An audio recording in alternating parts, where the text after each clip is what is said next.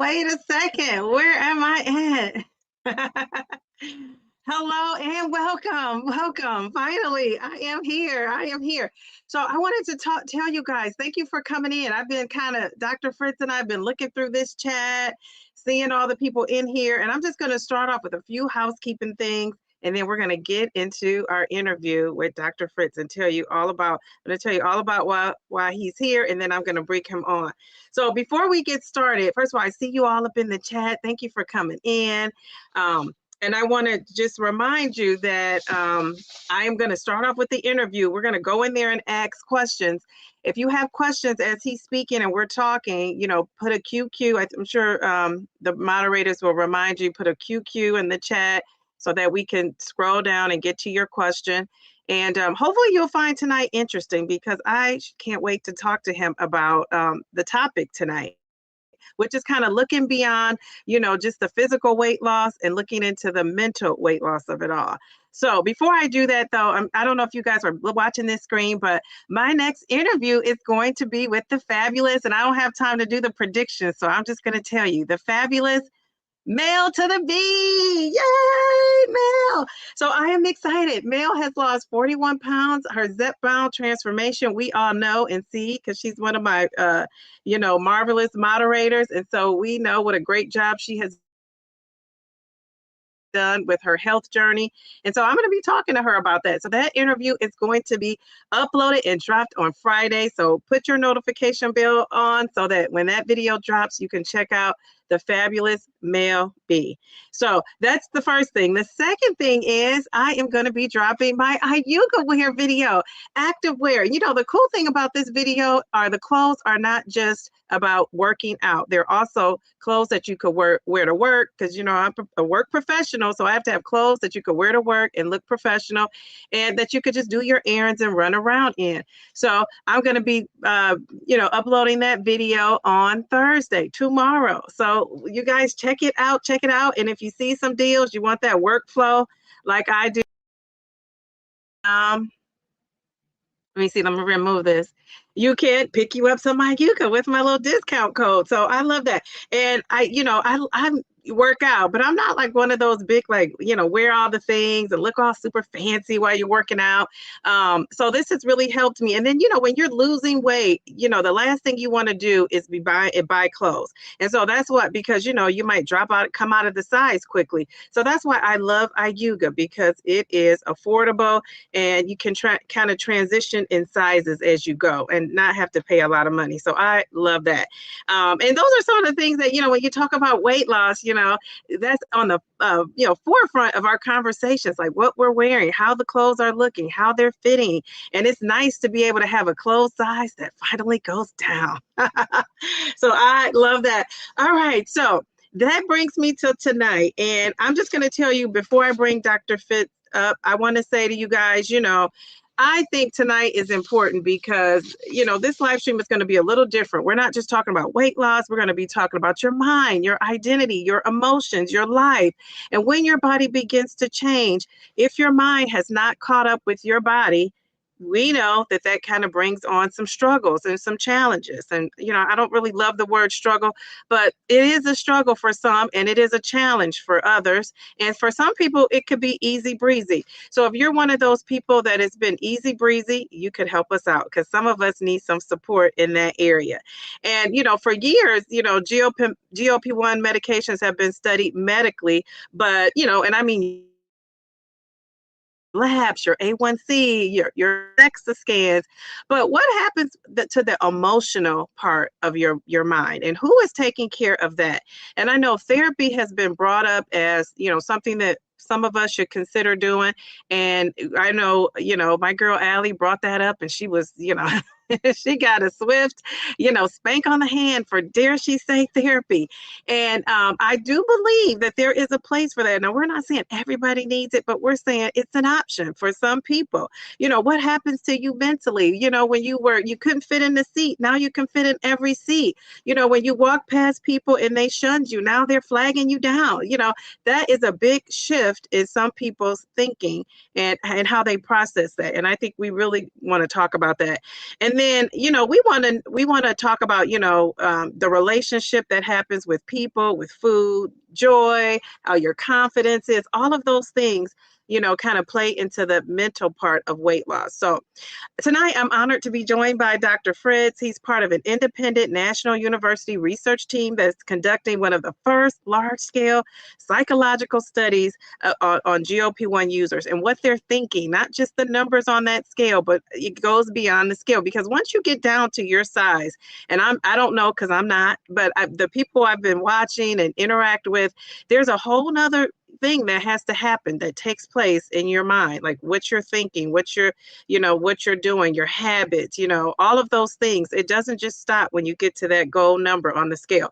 So I say work on your mental now while you are losing. So then when you finally reach your destination, if there is such a thing, that you are prepared and ready to go. So now, I'll let Dr. Fritz tell you more about the study, but they're studying things like joy with weight loss, how you're feeling, depression, social judgment, your body image, your emotional changes, your identity shifts, how the mind impacts your weight loss outcomes. So all of that is so fascinating to Downsizing Diva. I just love this. And the powerful part about this story is you guys can help shape what happens with this study. And I am going to ask you guys if you're really interested. I've heard people say down the road, down the road, and if a study came up, they would love to be a part of a study. Well, tonight is your chance, because I want you to really listen to what Dr. Fritz says, because you will have a chance to participate and be a part of this study. So listen, stay tuned so you can find out how. And without further ado, I'm going to bring on Dr. Fritz. Here he is. Hello. How are you? I'm doing fantastic. Although I'm still it's good to have you here. Yeah, we're doing great up here these days. So Dr. Fritz, you heard probably everything I was saying, and I want you to just tell us a little bit about yourself, your background with your personal experience with GLP-1s, and then tell us about your research, and then I have some questions that I want to ask you about it. Yeah, absolutely. And I'm happy to answer anything people ask me about this. For me, I started on GLP-1 on February 1st. So I'm coming up to my 1-year anniversary, if you will. And I was really interested, of course, like everybody, in the physical changes of it.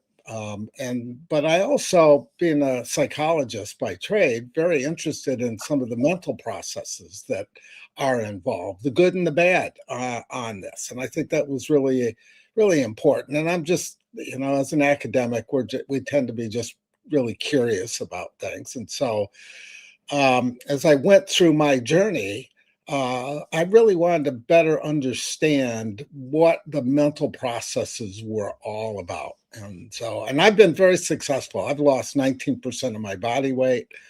I was like, the vast majority, we heard this story over and over again. Vast majority, they've gained it, they lose it. They gain more, they lose it. They gain even more, that yo-yo effect, as they often call that. And that's been me. Although one of the things we're looking at are differences between people that have dealt with obesity pretty much their whole life, and then people who've been dealing with obesity later in life. I didn't have an obesity issue until I was in graduate school, and I became really sedentary, didn't do anything. I just, I was sitting in libraries and just eating constantly. It's a different journey. And that's kind of really where I want to start, is that some of the stuff we're finding is there's some real commonalities, but everybody's journey is different. Everybody approaches this in different kinds of ways. And the research that we've done is we put together a research team made up of myself, a psychologist, a sociologist who was very interested in impacts on family and culture, an obesity MD who gave us lots of insight into her patients and so forth.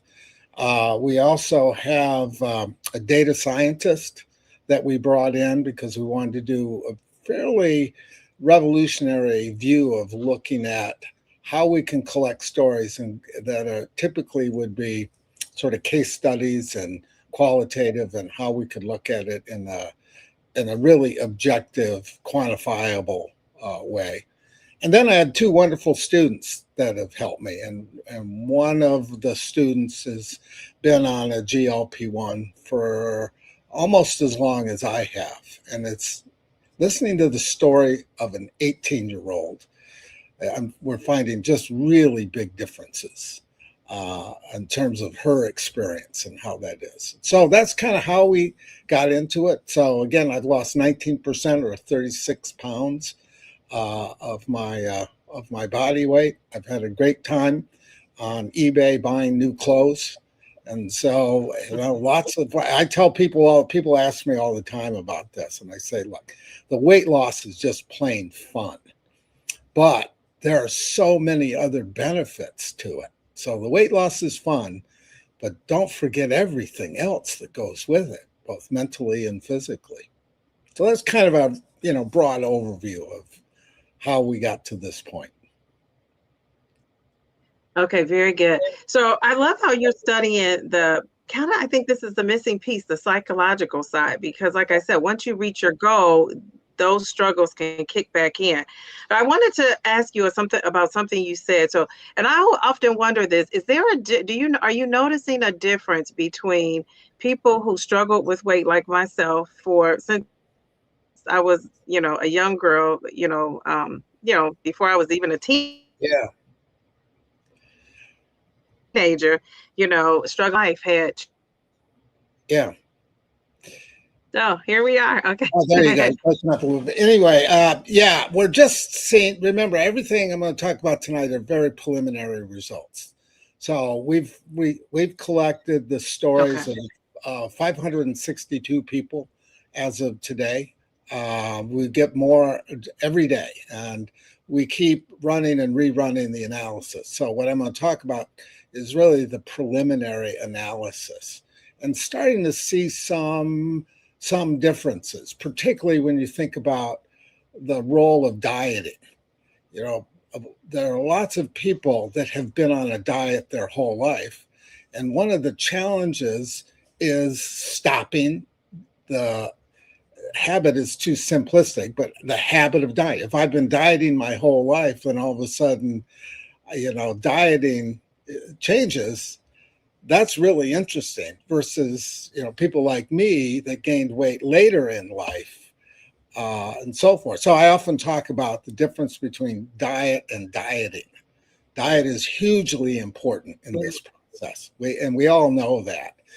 But that's very different than the aspect of dieting. Dieting is such a negative thing because dieting is all about restrictions and not doing stuff. And, again, we've all been through those kinds of things. And that's one of the real challenges that we see different people facing as they go through this. I can see that. And I love how you say diet. We were talking before, you said diet versus dieting. And I think there's a struggle in our GLP-1 community with people still feeling like they're on a diet. We call it a lifestyle, but it reminds me of being on a diet still. Once you start talking to people, it's just a diet. They're calling it a lifestyle because they're hoping it's going to be something they do forever. But really, it sounds like diet culture to me again. I'm starting to feel like we're in that. It's a diet. Dieting is a hard habit to break, and not as much physical, but psychological. I equate this to, 35 years ago, I was exceptionally dumb and was a smoker. And it took me about 2 weeks to get over the physical aspect of, the withdrawal symptoms and so forth. It took me 2 years to get over the psychological side of it. It took me forever to not walk through an airport and say, is there a smoking lounge here? Even though I would not go. It became so ingrained in who I was. And I think this happens a lot with food, where we get so fixated on that. And so trick, at least in my mind, is to figure out ways that we can have a good diet without the culture of dieting. Yes, because inherently the word diet is not a bad word. We've kind of made it into a bad word because I think we've kind of put it in with dieting, right? So your That's right. diet, because you go to the doctor, they will ask you, how is your diet? And you know what that means. You know that means like what you're eating, how, what are you eating? But, Yeah. and then we add the ing on there, and the dieting, that has become such a taboo word to say, especially with GLP-1. Dare you say dieting, you have to say meal plan. Meal plans. That's right. And so I tell So people that stop. I tell people stop dieting, but watch your diet. So look, we all know we gotta, consume a lot of water. We all know that we need to keep our protein levels up. I get all of that, and that's all of that is really, really important. But if we can somehow break the cycle in our mind about the negative side of dieting, I think it gives an opportunity for many of us to be way more successful. I agree. Now, so in your study so far, you said you had it's two things that stood out so far is breaking the Right. habit of dieting, which we've Mhm. spoken about. But the second thing I found interesting is the issue of joy. Did you mean Oh, yeah. joy in food or joy overall? I, I um I mean joy overall, which can include food. So we Okay. know that there are some people whose central source of joy in their life is food. Right? It's all about the food, and then all of a sudden you don't want so much food. And so if my argument would be you have to replace the joy of food. And it doesn't mean you have to stop enjoying food. I eat pretty much whatever I want. I just don't want so much, and I certainly don't eat so much because like many people, I made the mistake of, I'm on the medication, and I'm on Mounjaro as well. I was on the medication. I thought, well, it does all the work for me, and so about 2 weeks in, I went out and got myself a great big giant Philly cheesesteak, and I was sick for a day and a half. I mean, and most of us who've been on a GLP-1 have experienced that because if you overeat, you're paying a price. Absolutely. But I still enjoy it. So my wife and I go out for dinner all the time. I just don't eat as much, and that's a different mindset to enjoy your food. But for many people, it's really important to find another source of real joy, with that. Now, for some, that's exercise. A lot of people who get on this become, and it's not a very good way to say it, but kind of exercise fanatics. I mean, they just, in part because for many, they haven't been able to really exercise, and all of a sudden they're finding a lot of joy and going to the gym and doing all of those kinds of things. I tell people all the time I hate exercise.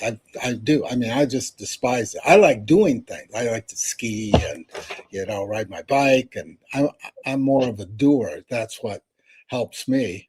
And since being on this, I can do more of those kinds of things with that. So I think it's really, really imperative that we find if if food is a real central part of our joy identity, it's really important to think about other things that we can do. Other than so I think exercise, that's so true. I feel like that's our GLP-1 community that we have on YouTube here. A lot of people are into the exercise and enjoy Oh, it. And I think for the reasons you said, for now they can actually do it and enjoy it, right? You can yeah, actually move around. But I also think it has replaced their not eating food too, like yeah, something else to do and to be proud of themselves with. And I think that's great. I also think shopping has become sort of a replacement for some people. yeah. And so What? I think you have to be careful not to replace one kind of vice with another. That's the balance of it all, right? Yep, that's a really good point, and so forth. So, My wife, as I've been going through this journey, says, "You sure get a lot of presents at the door," which is, I found something on eBay that I wanted to buy. I'm going to buy these jeans and I'm going to buy this shirt. And all of a sudden it's easy and it shows Yeah. up. So Yeah. I'm kind of sworn I'm going to have to be a little more careful with that. Well, so many people say, the GLP-1 just didn't change their body. It changed how they think and feel and all of that. So are you seeing any patterns in those mental and emotional shifts from people? Is there like a pattern in any of this so far? Yes, but a word of caution, and that is all the people that we've received are really that we've been able to get to are people that are on GLP-1s that have tended to stay on it. And we know Okay. there's a lot of people that get off it. And so when I talked to Dr. Griffin, the MD, and I asked her about why people, she loses patience, they get off it. Joy was one of the things she talked about as a pretty big indicator. Um, there are issues, of course, of cost. I think the real challenge for so many people is does your insurance cover it? Most of the insurance doesn't cover it. I mean, you have all of those kinds of things. But the other thing that's interesting is we're seeing that in some people, they think that if they just become, quote, skinny, all their problems will go away. And that's clearly not the case. This is a very good tool for weight loss and the associated benefits with it. Issues of inflammation, in terms of how that's played out. I've talked to someone at length about dealing with their hyperactive disorder and the impact that's had on them. Now, I'm not ready to jump and say, take a GLP-1 and that will deal with your issues because it impacts everyone differently. But nevertheless, you start to see these kinds of things come into play. Yeah, I can totally see that for sure. It's so ironic that some of us have thought and you can even see it in people who have reached their goal. They thought, if only I lose weight, if only I Right. get to my weight loss goal, if only, I lose weight, and then they lose weight and then somebody gives them a compliment and they get upset because they say, well, what did you think I looked like before? So I We do heard that see. story, yeah. Right. And then so you have the people that are, upset. And it's like, well, you've been longing for a compliment on how good you looked. And then when you get it, now you think it's like a hidden, agenda behind it, or either it's like a dig, right? Because it's like, now you say I look good. What must I've looked like before? So I can see where the joy factor is probably prevalent. I can really see that, which is kind of sad when you think about it, because then you Yes. think like, well, what is it going to take to make a person happy? And this is why I think therapy is so important. I couldn't agree more. I think therapy is, I think having a therapist to talk your way through some of the issues, because, typically our issues transcend weight, and again, you see people lose weight. Of course, most of the people that we've talked to and got respondents talked about the fact that they were somehow accused of cheating, that if you only had real willpower, you would not have issues of obesity. But that's clearly not the case. But for Sure. so many people, there's still very much that attitude with that. And that can kind of cut a little bit too, because someone says, oh, you're just taking the easy way out. Um, Right. and we all know that that's clearly not the case. You can't just take the shot and all of a sudden your life becomes happy and fulfilled and you've lost weight and all that. It doesn't work that way. You've got to put the work in. Absolutely. And I do want to say, everybody doesn't need therapy. I always say this, it's never an all. There's always outliers. There's always people that don't fit it. And so I say, take what applies to you and Absolutely. use it. And if it doesn't apply to you, I think one of the things that we have to learn, not just in the GLP-1 community, but in the world in general, if it doesn't apply to you, keep it moving. Don't take it personal because it doesn't apply to you. Yeah. So I think that's kind of the way to go. To be happy, to have joy. There's a difference between, I love how you use the word joy, because there's a difference between being happy and being a joyful person. I think I'm a joyful person. Like happiness, I realize, is situational. And so I find joy in a lot of things. It's hard to catch me down and out, but I've been there and will be there. But, I can find joy in situations. I think it takes a lot to get to that. So I'm curious to why you use the word joy versus being happy. And maybe that's why, because happiness is, I can be happy today, tomorrow my situation changes, I'm not happy anymore. Whereas if you have joy, it's kind of like an inner peace you have, right? And so why did you choose to use that word joy versus happy? I think the concept of joy sort of transcends everything. Look, all of us, some days we wake up, we're happy. Some days we wake up, we're not so happy. Some days we're kind of grouchy, and so forth.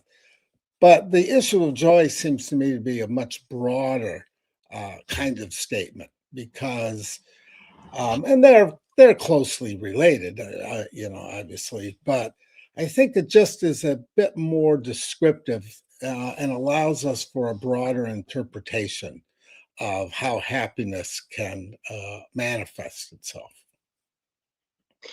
Now, I don't know if you've studied this, and I want to get back to that 18-year-old.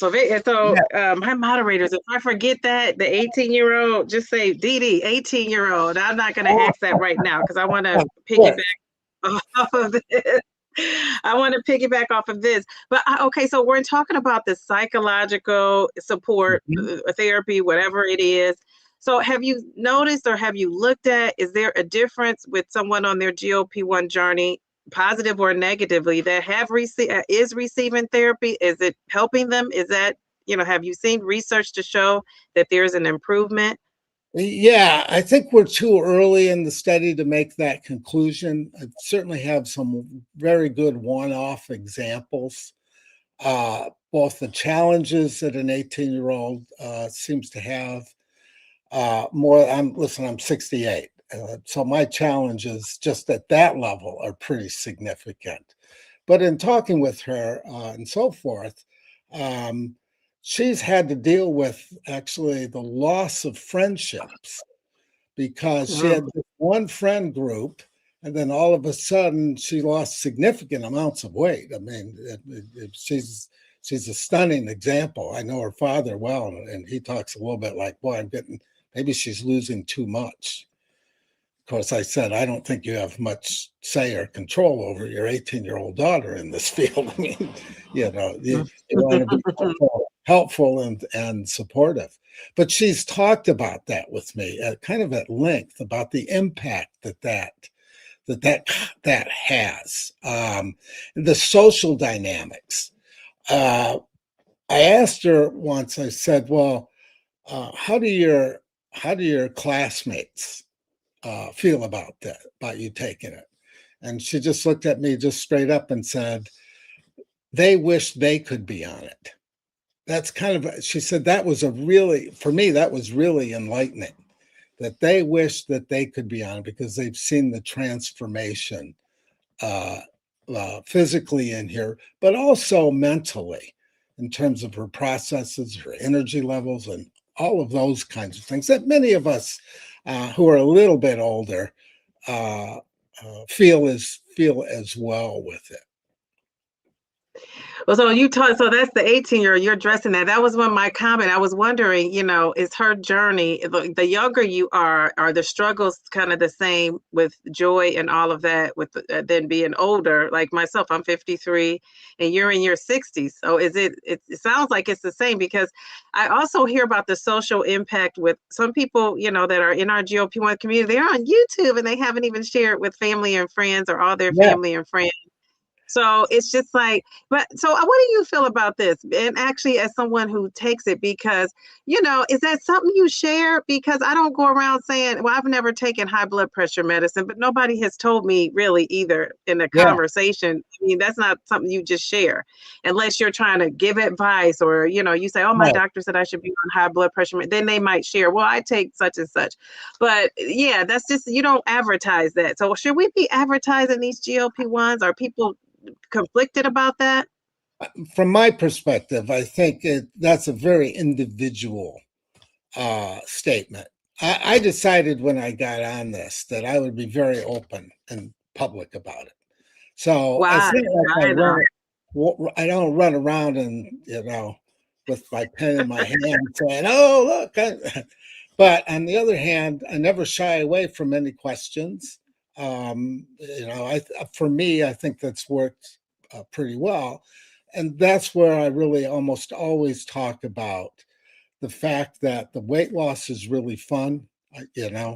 I can ski longer. I'm just more physically. I mean, this is all really good. The physical side is great, but it's also very much about sort of embracing all the other fun that can come with it. Because I'm frankly just having a great time with this. Now, I would say one other thing, though. One of the things that's, I think, helping a lot of people is if you have someone to be on this journey with you.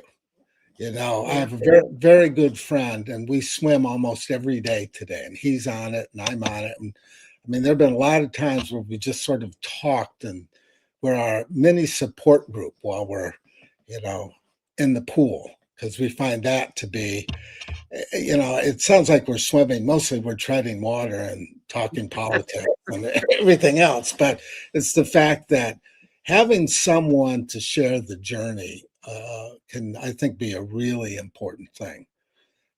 And we see that somewhat in family dynamics.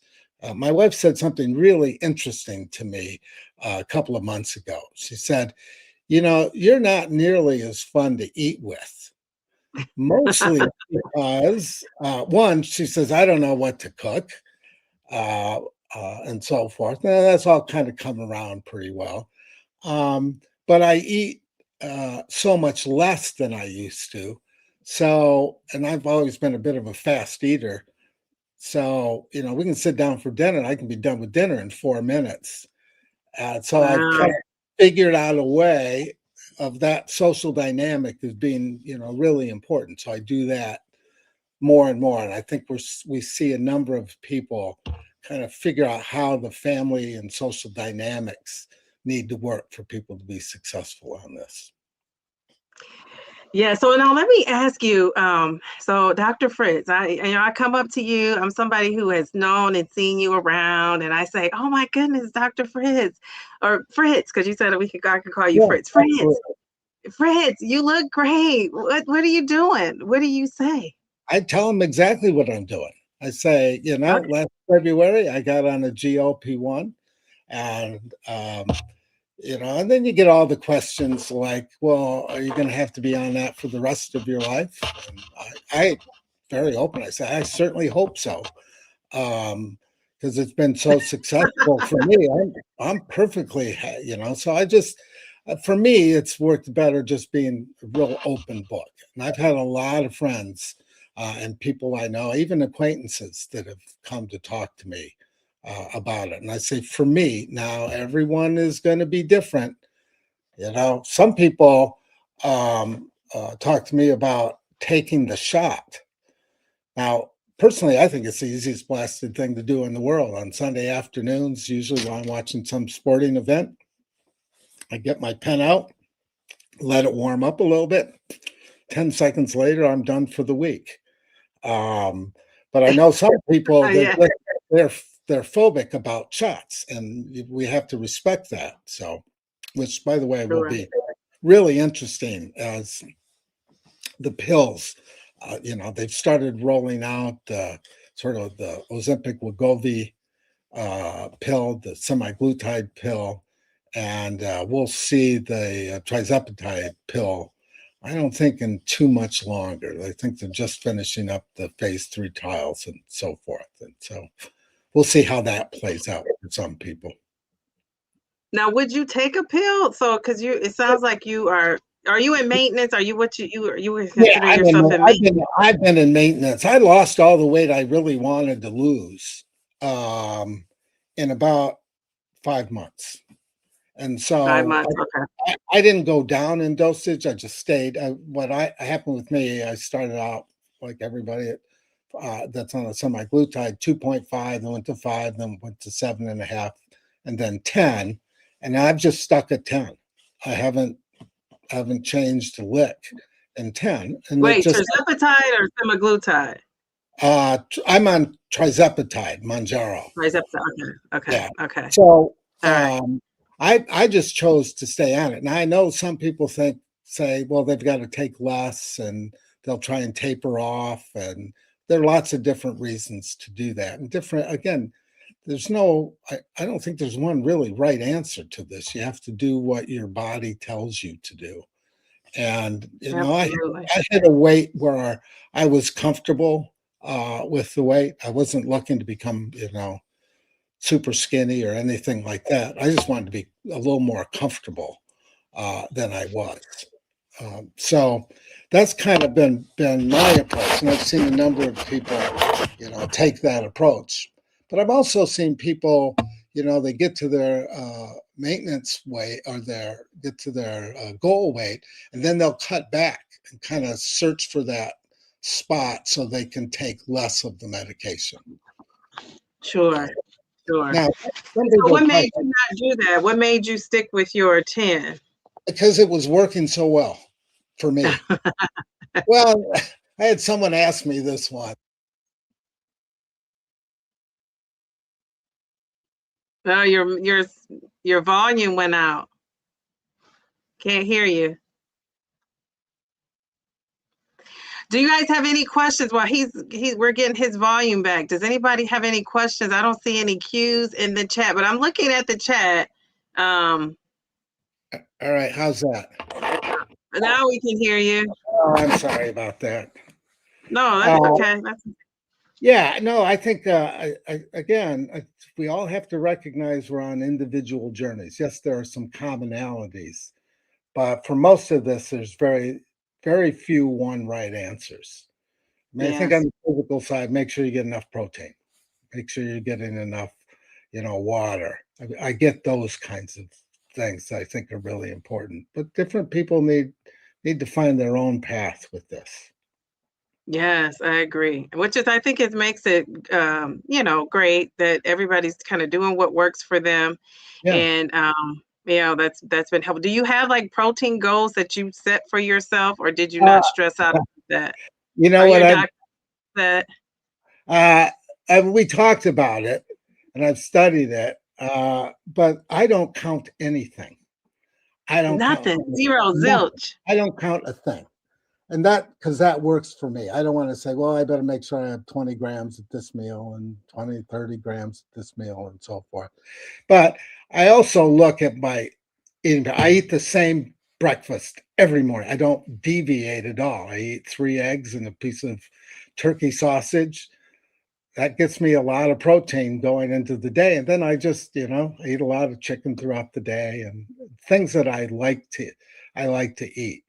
I don't eat many carbs just because it overfills me. I try to listen to my body in terms of what it's telling me I should have and so forth. And I've been able to maintain my my muscle mass. I was going to ask you about that. Well, how do you know you're maintaining it? Do you do DEXA scans, in-body scans, scans?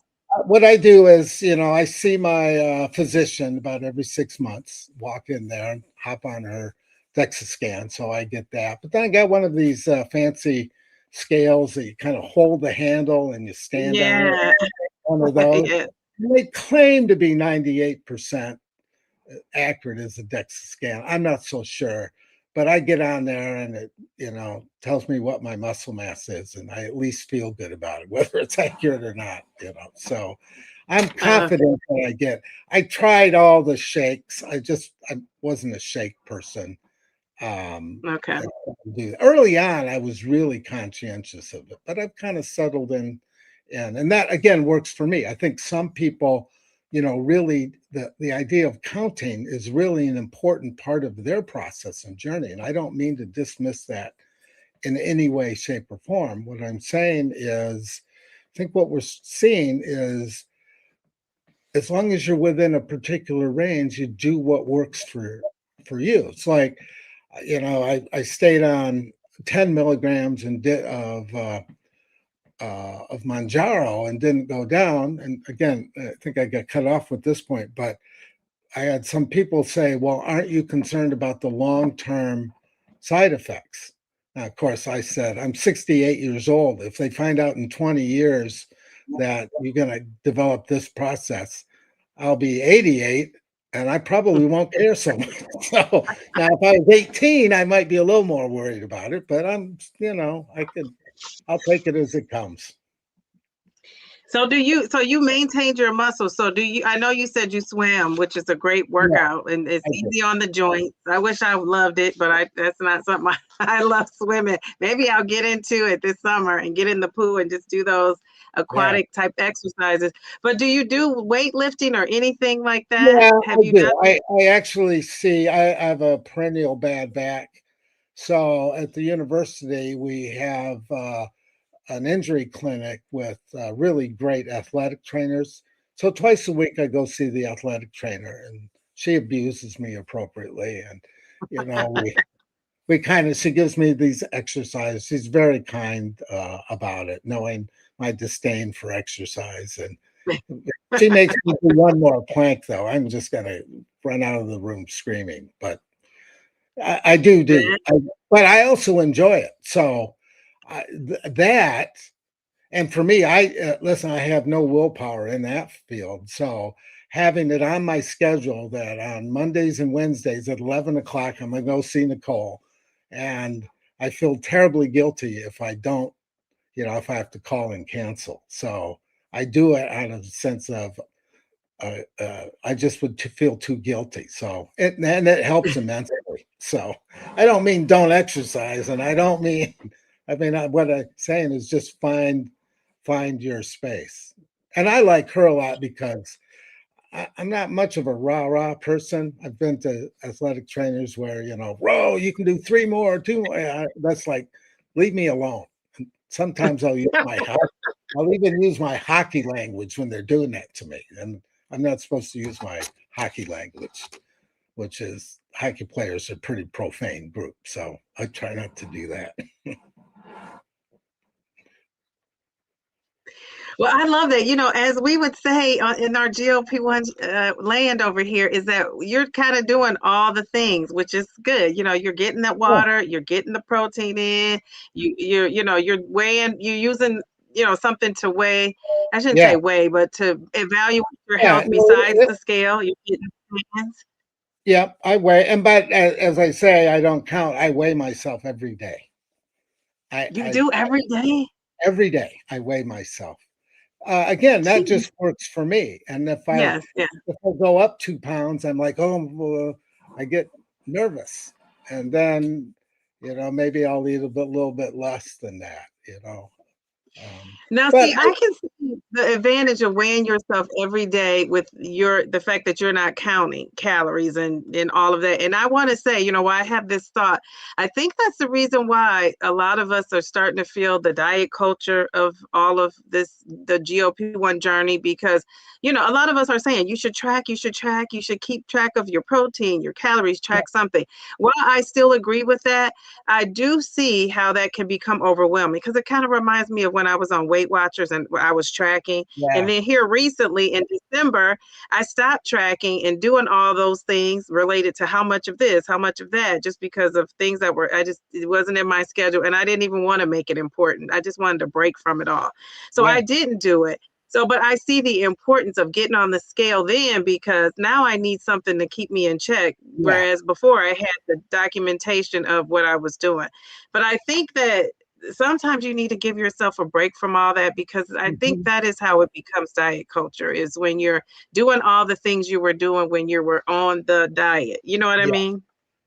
Yeah, I think so. You know, I think it's sort of, I don't like to use the term addiction with food, but nevertheless, what we're trying to do is break down some long-term habits that we've developed over time. And if we've been on a diet, we've heard from so many people. I've been on a diet since I was 12 years old, and they're in their 60s. I mean, it's always been a diet. And that's a hard thing to stop doing. I mean, if you've been doing it that long, I just think there's some indication that, you know, dieting has such a negative connotation with that. And almost everybody I know, and I think that what we're finding from the stories we've collected is that eventually diets fail.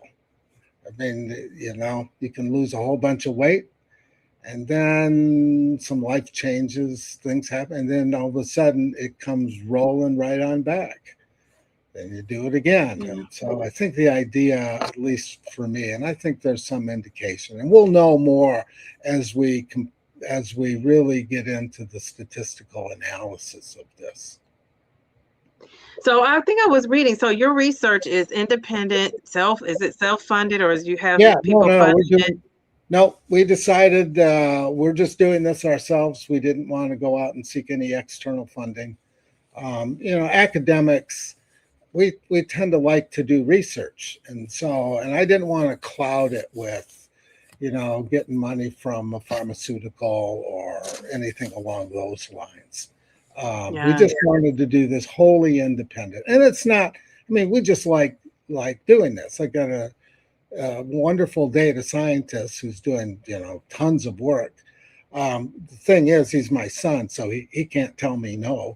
So that's what he does. Here, run this analysis, and he kind of groans a little bit, but no, he runs the analysis, and then we pull it together. So it's quite interesting. Oh, I love that. Okay, so that just helps us to realize that, you know, you're not steered by anybody. This is totally, you know, no, we wanted to, independent. you know, each of us wanted to, you know, kind of approach it and sort of see how this manifests itself. So, and I'm going to take a sabbatical in the fall to really pull in and really delve into the numbers of it. So I'm looking forward to getting to that point. So before we get into how people are interested, because I've heard a lot of people say, I wish they were doing a study about this, that, or the other. So I think people are interested at this point who have been on GLP-1s and being a part of some sort of a study. Before we get into that, and I want you to tell us how we could do that, and I do have the link in the description as well of this video. If somebody's watching, if they feel emotionally changed, confused, or even a little lost after they've lost weight on a GLP-1, what would you want them to know today based on your research and even maybe your own personal experience? Yeah, don't do this alone. And for many people, that means go see a therapist. Work with your medical provider. You know, you have to get a prescription for this. And so, you know, my weight loss doc, I mean, we've had wonderful conversations about this. And so I think that's a tool. Certainly getting a therapist can be really a beneficial thing. Having someone to really talk through that you're comfortable with, boy, I can't stress that enough. And there's a lot of mechanisms to be able to do that. I agree. You know, here recently, you know, of course, I have this YouTube channel, so I'm talking to folks all the time about the GLP-1, but here recently, one of my BFFs, you know, was able to get on Zepbound, and she had been actually, she's on Mounjaro, and she's been trying for a while, and finally she was approved for it. So our conversation, she's always been supportive. She never watches the YouTube videos, you know, but if I talk to her about it, she listens and this and that. But I mean, just the excitement of talking to her about this now, it's just different because she, like your friend you swim with, they can relate. She could relate now to everything I'm saying. Whereas before she wanted to be supportive, but it just didn't, she didn't get it. So now she gets it, and it's just a different conversation. And I think that's why we find, coming on YouTube and forming communities is so helpful, because even though you could have the greatest supporter, they don't really understand until they're actually on that journey with you. It's a little different kind of support. And I think that's great. And so if you don't have any of that, like a spouse that's supportive that you could talk to, a friend, anybody, therapy is going to be, to me, the next best thing you can do for yourself. And you might need that in addition to friends and family that are supportive. I don't think it's either or. Yeah, we should not be afraid to seek help for our mental processes. I think there are lots of advantages to being able to having someone independent, to be able to talk to, and and again, I think there's a real advantage to having a GLP-1 buddy to kind of talk through what we're going through, what's working, what's not working. I found it to be hugely beneficial. Now, let me just ask you one more thing, because this popped up in my mind, before we get to the research, how people can join the study if they are interested, or read about what's going on so far. Have you noticed, or has it come up that people are taking a GLP-1, again, like diet disorders, like where they are, doing things, that we would once have seen as like you shouldn't do when you're on a diet, like, not eating at all, not eating enough, their body dysmorphia, they're vomiting to make themselves, for whatever they eat. They don't want, to make themselves stay thin. Are you noticing things like that? I think we're just picking up little bits and pieces of it at this point, but it is a real concern. The whole issue of body dysmorphia and so forth, I think is an important thing to watch and consider. People have had eating disorders. My daughter-in-law, she's a dietitian. She's dealt a lot with eating disorders with people. We've talked about this. And some of the real challenges that go with that. Boy, in those cases, I can't stress therapy strong enough. I mean, that's something that you should really be able to get to and drive towards. I think it's ultimately very, very helpful to have someone to talk through those issues, because quite often it's not just the weight issues, it's the underlying issues that people have. And so, like, for example, we've seen stories of this really interesting but tragic story of the young woman who got on a GLP-1, had a real struggle with getting on it because she was sexually assaulted when she was young. So she put on all of this weight to make herself less attractive as a mechanism to deal with being a victim of sexual violence with that. It's taken a lot of therapy she's talked about that has helped her get to this kind of point in life. Yes, yeah. And we're noticing a lot of the trauma. I just wonder if the GLP-1 has catapulted people into some of these disorders. And I realize people started out with the disorder before they even started GLP-1. But I wondered if anyone got a hold of the GLP-1 and it has turned them into doing things like that. Well, I haven't seen anything direct like that, but again, we have not run all of the data on this and looking at the different patterns of people going through that. I am concerned that people are less forthcoming about that. When we ask people, all we do is we ask basically 3 questions. Mostly just share your journey with us. We don't want anybody's identification information, no personally identifiable. We just want some broad-based, tell us what your journey and your story is, and then we pull from that. But we also ask, because we haven't run this level of analysis yet, want to see differences by age, differences by gender, those kinds of those kinds of factors. When you identified yourself as dealing with obesity versus when you didn't, or you've seen different kinds of results. So there's a lot of stuff that we're just at the beginning of digging through this. And as we get more people share our story, it gives us much more strength to have greater confidence in what we'll say is really reflective of a broader population.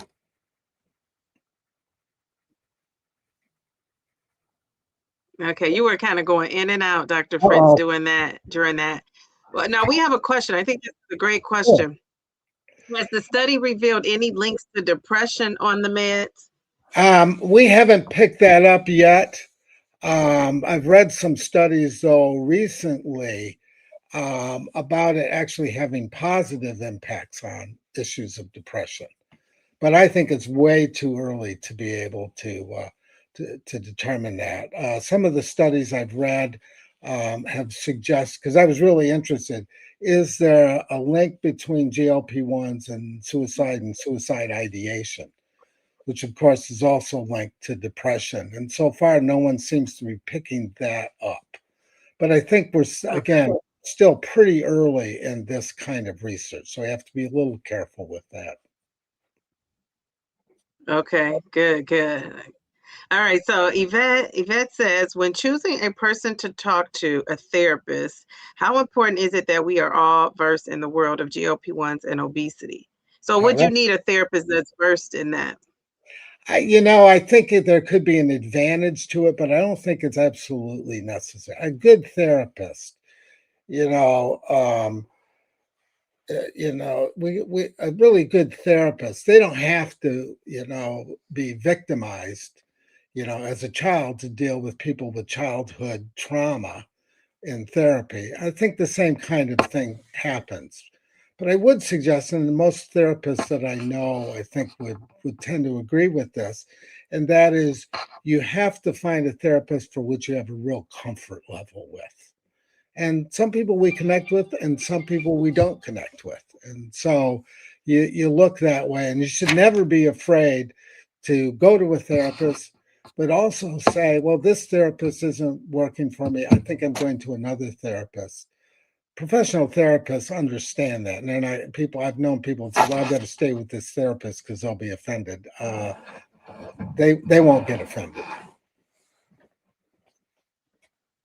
Yeah, I think that's a good point, how you put it. You don't have to necessarily have the experience to be able to help someone through it. Right. And talk about it as a good therapist, right? That's right. You want all right, we have another question.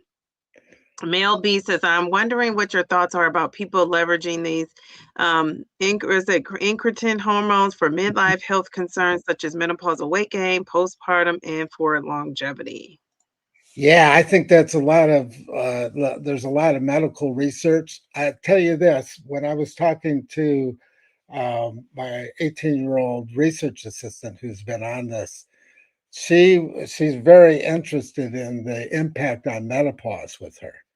And she's talked about that impact quite a little bit. I think it's a really important area of study, and I have just not seen much about this.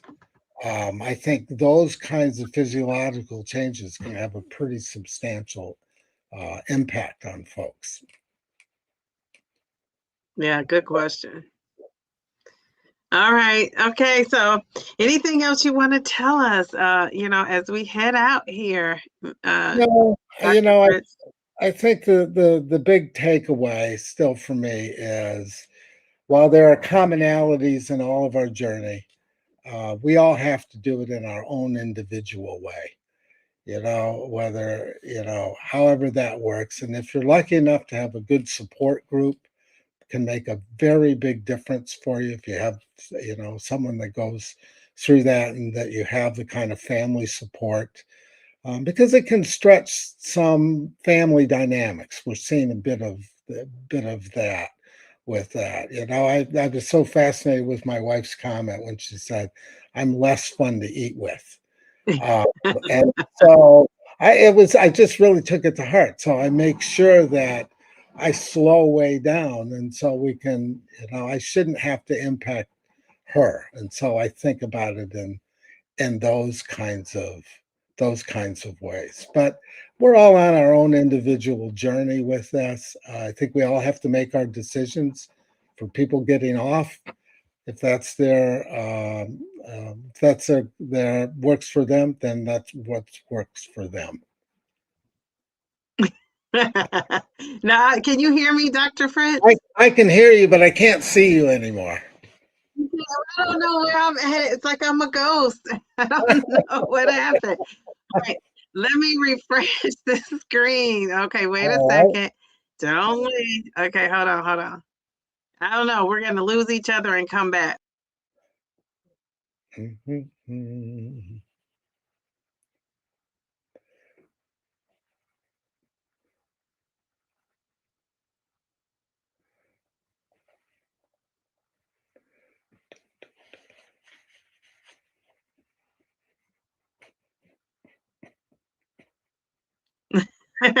There you are.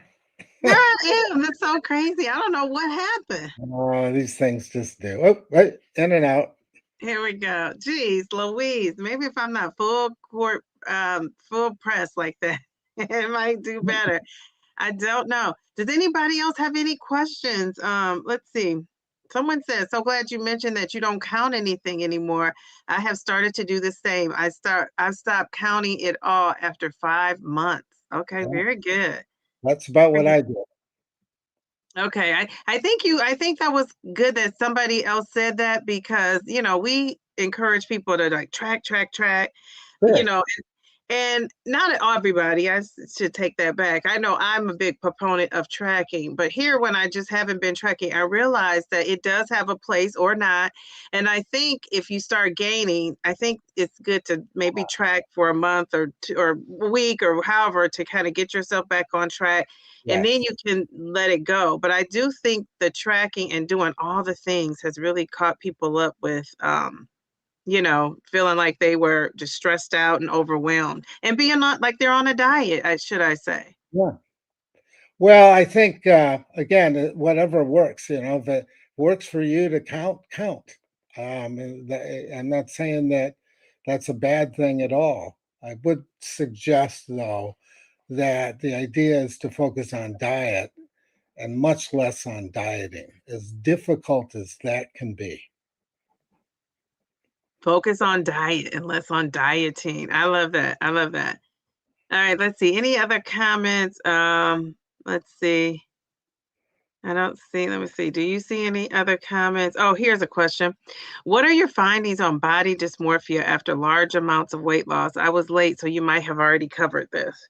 No, the thing is, we really haven't pulled the research findings out on body dysmorphia yet. So we're still too early on the study to be able to pull that out. I'm hoping we'll run that data as a subset of this here pretty quick. We kind of all shut down over the holidays, so we're now just getting back into it. And we're academics for the most part, so we'll publish all of this. There's all kinds of rigorous standards that we will be following, and then we'll deal with that. But I do know that particularly my two wonderful student research assistants are very interested in the whole issue of body dysmorphia. Yeah, I'm sure. I can imagine it's a real challenge for a lot of people having a bigger body and now in a smaller body. It's like it's it can be overwhelming. Changes the social relationships, family relationships, and the dynamic. I know in my own family, I have a sister who's on Wegovy. She's lost 40 pounds on her journey, and me with 36. Then I have a brother and a sister who are not interested in doing it at all, and that's fine. I mean, this is not should not be a one size fits all. And if people don't want to do this, good for them. I mean, we have to do what works for us. Yeah, I agree. That's a good question. Let's see. I'm trying to think if we have anything. Okay, so Taisha says counting was necessary for me in the beginning, but after nearly 2 years of that, I don't feel like I need it anymore. Very good. So that tells me somebody has established a plan and it's working for her. Well, what that sounds like is she's transcended counting to it becoming just a regular part of her lifestyle. I mean, Yeah. that's kind of ultimately what you want, where you're just where it's kind of you don't even think about it. You just do it. And it doesn't mean we still don't things. My biggest habit is the 9 o'clock bell goes off and I have to go look in the refrigerator. I got to stop doing that, but that's a habit of a lifetime that has to be. So I'll go up there and I hope I don't, cave into the cake that's up there right now. Yes, yes, yes. So I was thinking about that too, and thinking, if I'm on a lifestyle journey, is tracking something I want to do forever? Yeah. Once I get to maintenance, I definitely don't want to do it, but I don't even know if I want to do it all the way up until that point. I think I should focus more on tracking like the important macros, and Yeah. maybe the calories will just be what they are. You know what I mean? Within a range. Yeah. Um, And that's what I found helpful for me anyway, for weighing myself pretty much every day. If I go up 2 pounds, which is not a big deal, 2 pounds is like nothing. I get nervous about it, and so I don't track anymore. But I certainly will tend to avoid a few things. So I might not have a second brownie. You know, I'm not giving up the first brownie though. I like a brownie. So So let me ask you, so on your journey when you were, taking the GLP-1 and start now, you were eating your, protein, all mhm. that. Did you have some of the little snacks here and there, or were you just 100% no processed anything, no snacks, no chocolate chip cookies? No, Like, oh did you? no, I like dessert. So now I've said this probably too many times to folks. I said the difference is this: when I want a brownie, I have a brownie. I just don't eat the whole pan of brownies anymore, and that's Okay. really the difference. So um, I still seek to have the kind of food that I want to eat. I just don't eat as much of it. And I'm a big fan of Mexican food. My wife and I go out for Mexican food. We have our favorite Mexican restaurant. We go all the time. And where I would always go before and eat the whole meal, I would now, if I eat half of it, then I bring half home and I'll eat that later. And that just kind of works better. By the way, I would say this, and this is maybe a generational thing.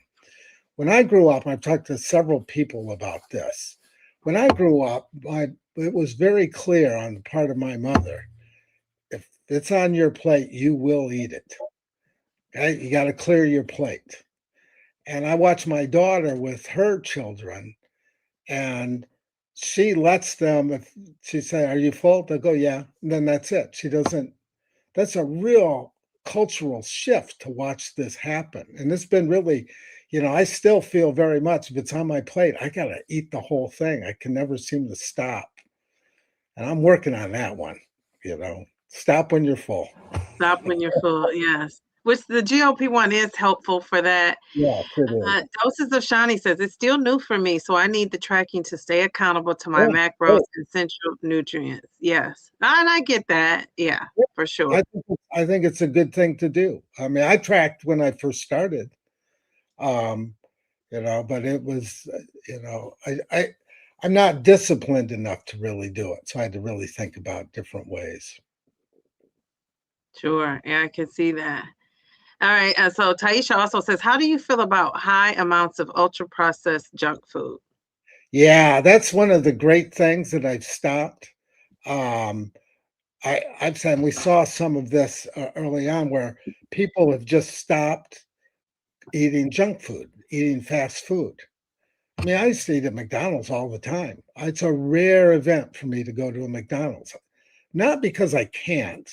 it's because I really don't just, it doesn't I don't want fulfill me, to. and, I don't even think about it. Sometimes I used to, I was concerned about what we would have for dinner, so I'd stop at McDonald's on the way home from work and grab a hamburger. So then I got home, you know, I always felt like I was always so afraid of not being full.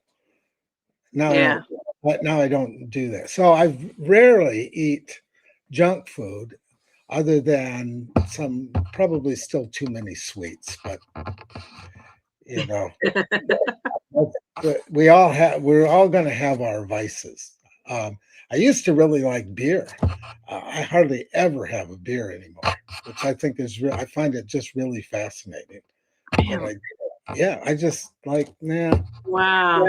Or if I go out, with a friend of mine, and I will quite often go out and we'll working on stuff together and have a beer. I will only drink one beer, and it'll be a light beer, and it'll take me, a long time to drink it. And I'm just stunned by it, not because I like beer, but it's a fascinating thing. And I think the point here is that everybody has to find their place in terms of what works for them and what doesn't work for them.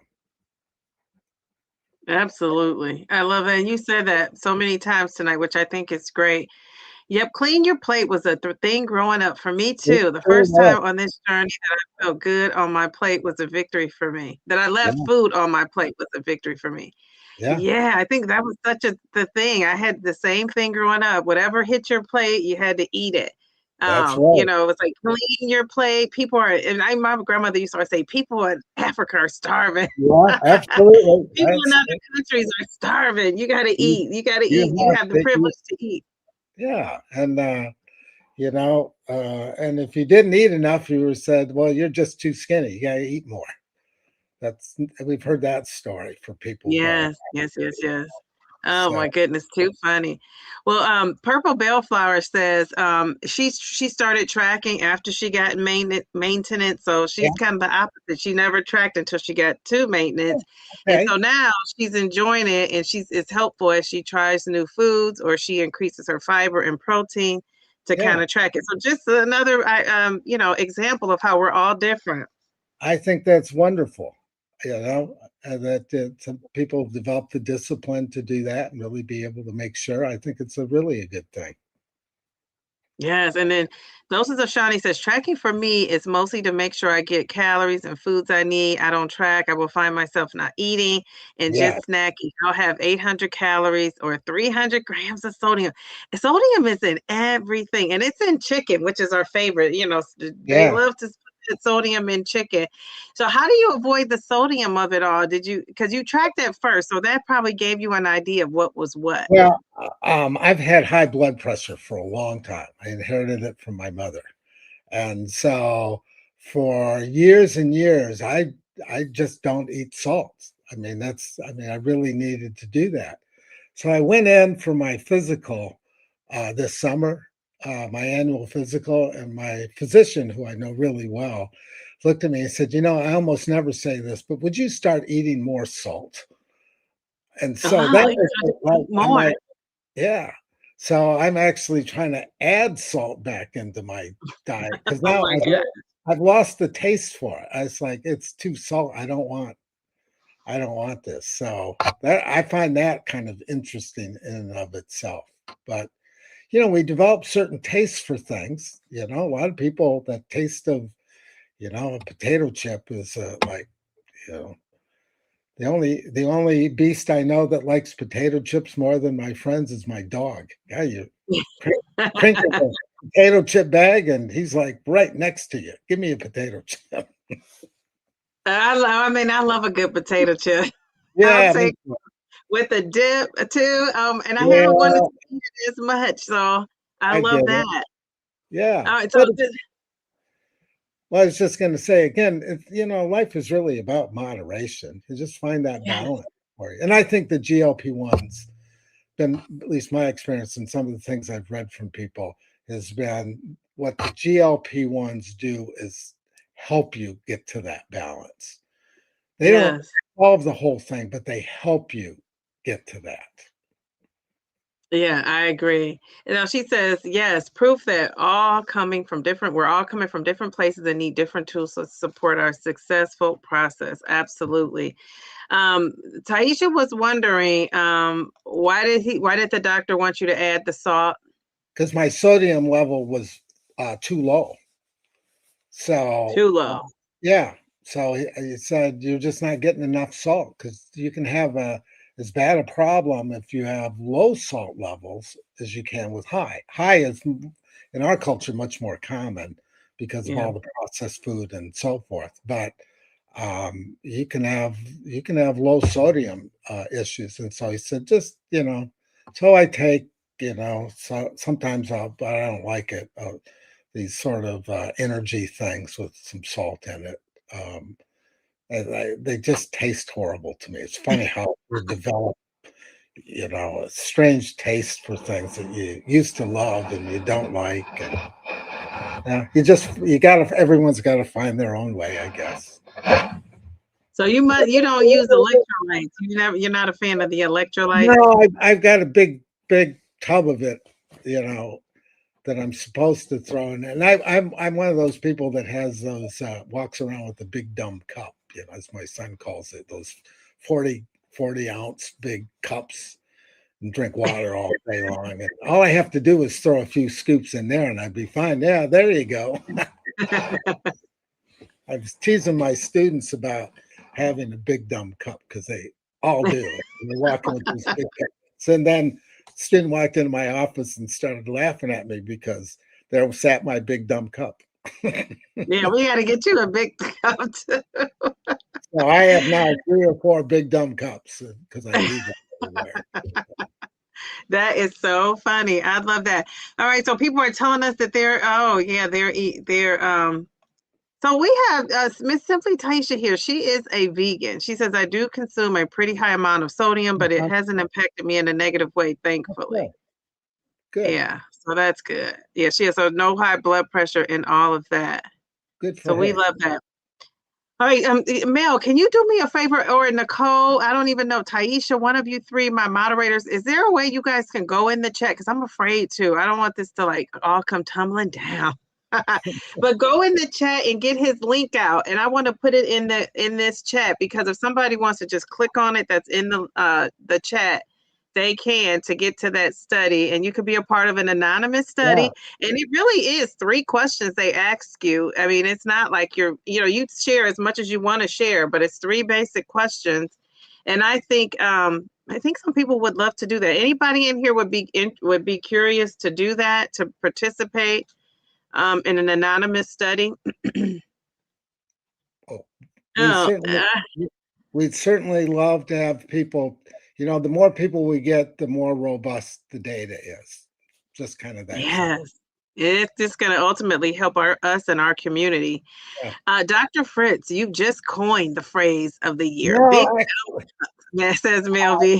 That was my son, and he saw it on some he tries to get me to watch South Park, and so maybe it was there. He saw it somewhere, so I'm not taking credit for Big Dumb Cup, but.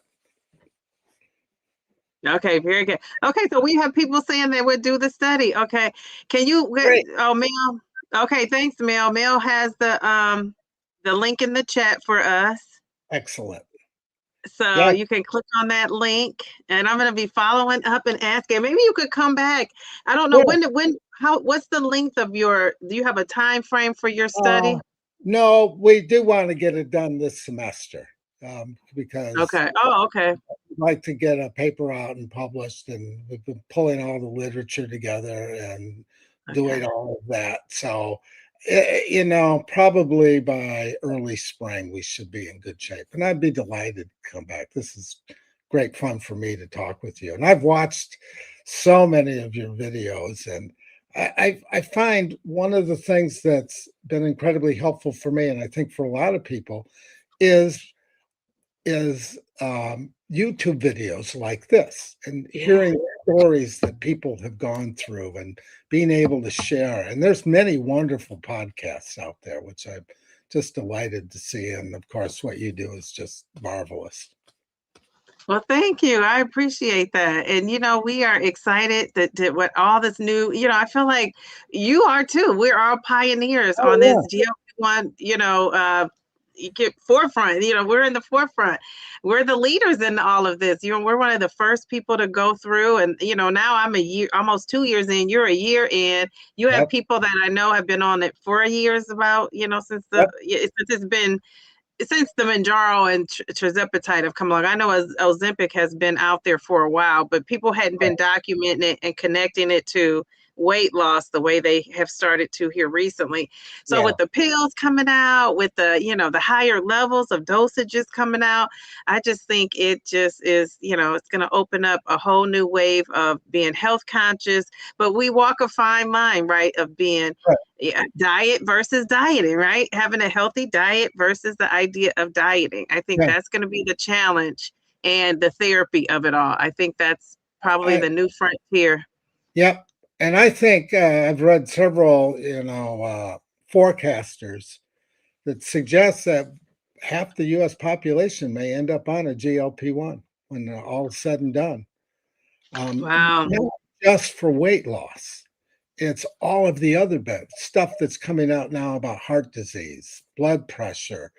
Uh, um, we've heard from people about sort of their inflammation levels, osteoarthritis. I mean, just the list goes on and on. And I saw some stuff coming out about the use of Wegovy, and I think they're seeking FDA approval for this for dealing with alcoholism as a mechanism to be able to deal with that. So I mean that we'll just continue to see lots of things come forward if they can only get the price down. I That, know. We that, all say that. that's the killer of all of it. I know people have family members that would like to be on it, but they're not going to be able to spend $500 a month. Although I Oh, think it's they're yeah. down, but But again, competition brings the prices down. And I know we don't like to think of it as a business because we're in it for health, but it is a business.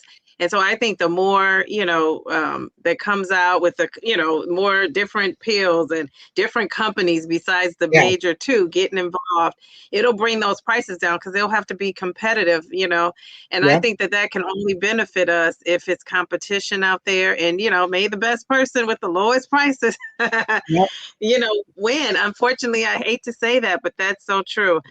So maybe the next time we can hit on this idea of, and maybe it'll come out in your study, but I don't know if your study is geared toward this, but people who feel like you have to be obese to even be, you oh should know you yeah, shouldn't be on a GLP-1 unless you're obese. And I think that's going to be a new thing we're going to have to deal with that, no, we're trying to prevent obesity also. We're just not trying to, treat the obesity. Why not prevent it? And so I think that yeah. that's another conversation that needs to be had. Yeah, I think you're right. I think we're going to start seeing, as the FDA approves this for different aspects in people's lives. It's all started, for the most part, started to deal with diabetes and, the impact on people with diabetes, and then just sort of the side effect of weight loss with that. But I think we'll start seeing other lines of medical research that's out there. There's a lot to be studied about this. Yes, absolutely. Well, before we leave, can I just do one thing?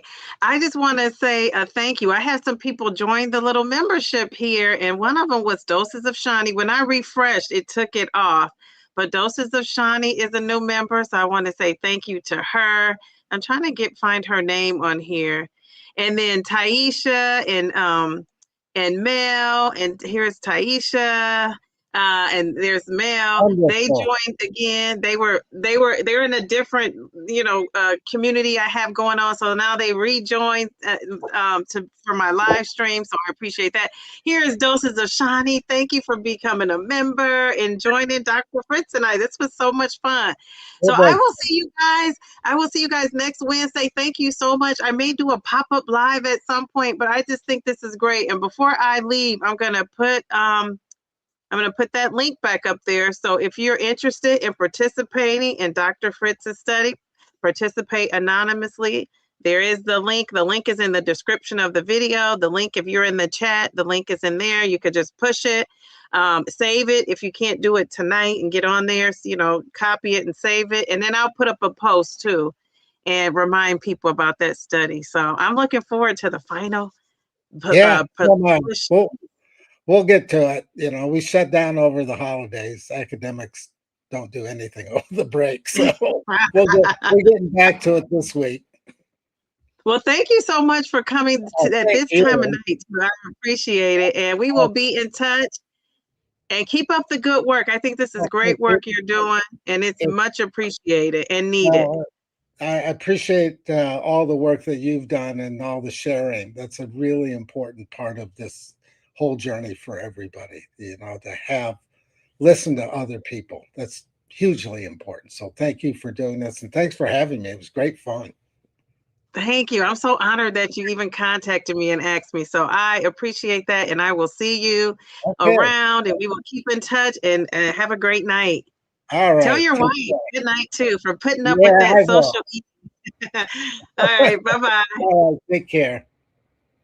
Bye, everybody. Good night.